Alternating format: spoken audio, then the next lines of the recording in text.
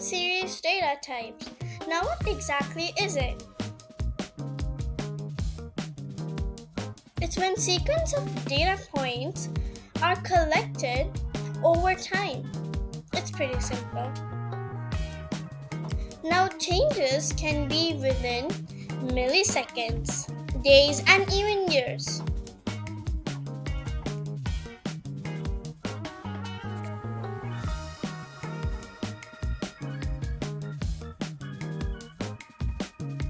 And here we're going to talk about examples of it.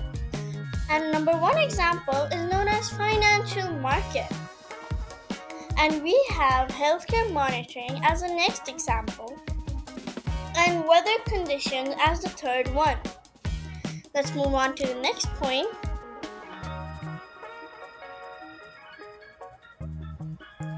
Which is mainly about how to identify a time series data. So now data arrives in order. This is number 1 point. Now time is the primary axis, number 2 point, and the third point is that newly collected data, even in a second, means a new entry. Now we're going to talk about the data types of time series. Here we have two data types, for example, metrics and events. Now metrics are regular time series data, and they're gathered at a time intervals. And events are irregular time series data, and they're gathered at unpredictable time intervals.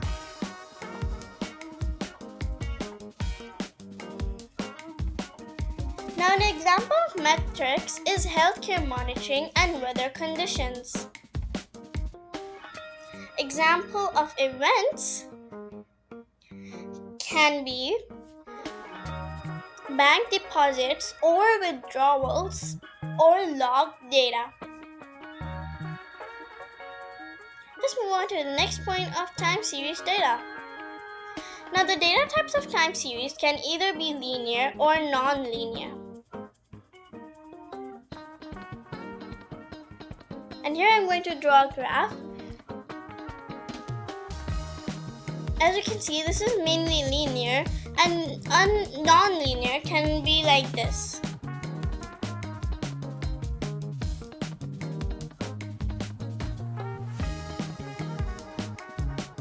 And let's go for the summary.